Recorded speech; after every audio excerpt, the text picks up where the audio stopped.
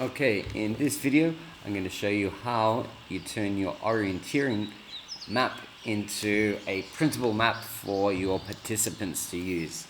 So what we need to do first is go to My Maps, okay, in the search bar, My Maps. And this is linked up with Google Maps. So the first one that comes up is Google My Maps. I select that. Now sometimes it'll ask you to sign in. I've already signed in, and as you see, I have some maps already made.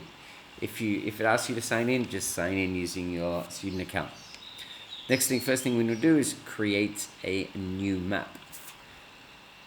After I've clicked that, it is going to come out as a map of the region like that we're in, which is Southeast Asia. What we need to do is zoom into Chiang Mai and find APIS. So we're zooming right in here to Chiang Mai. Closer and closer. Okay, there's Chiang Mai there, the old city. Here's the Chiang Mai Night Safari. APIS is pretty much all the way around about here. So we're going to zoom into this particular area. Okay, I think it's here. As we move in, we're going to find, here we go, Hills Route. Zoom in a little bit more, and then we have American Pacific International School. Okay, now to make this easier, I'll zoom in a little bit more. We change to a satellite map. To do that, we go to this base map. From base map, click that, and it gives us some different styles. We want the satellite map. I'm going to click that, and it changes to the satellite map. Okay, so we can zoom in again, make it a bit closer, and there we have APIS. Now, the first thing we're going to do is we're going to give this map a name. I'm going to call it Course 8 and save. Okay, now the first thing we want to start putting in our points or our pins, dropping the pins. So this here is one of the pins we want to drop. So I click on that, and then I drop it to where I want. Okay, it's really important that it's in the order. This is the start area. I'm going to put that down, and I'm going to call that start. Save, and click that. Now, I'm going to mark in my next point. I'm going to go all the way down to the football field. I'm going to click the point again, and I'm going to put it here. I'm going to call this Control 1 and save. Okay, the next point I'm going to put is at the end of the field here. So I'm going to click this once, add marker, click where I want it, and I'm going to call this, it's tough here because it's, there we go. I'm going to call this, where did that go? I'll try that again. Here, there, and I'm going to call that Control 2. Save. X. Okay, I'm going to add in another one. I'm going to put this up where the Muay Thai gym, which is over about here. Click the add marker, place it in, and I'm going to call this one, oh, it's disappeared. I'll try that again.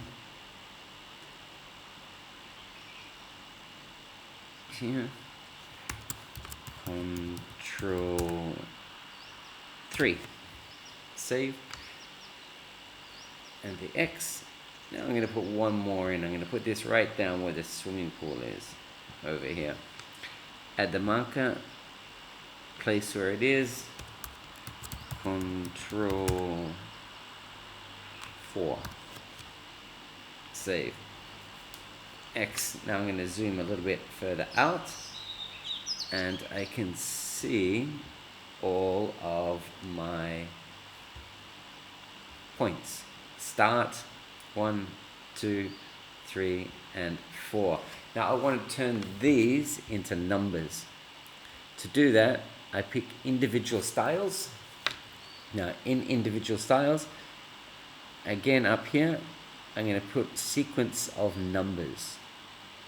Okay, individual styles, sequence of numbers, and then that changes them all to numbers. So I've got 1 is my start, as it says over here. Then control 0.2 is control 1, 0.3 is control 2, 4 is control 3, and 5 is control 4. So that's how I get the numbers on. Next thing I want to do is find out the distance between each point.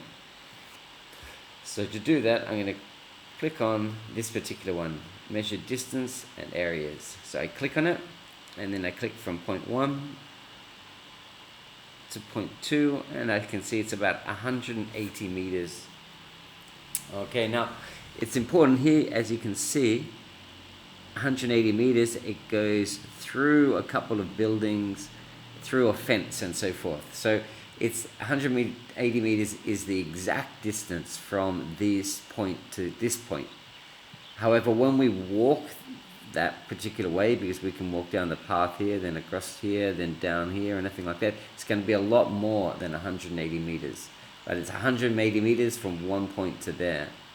So that's something for the participants to think about. We're just giving them the distance from this point to this point.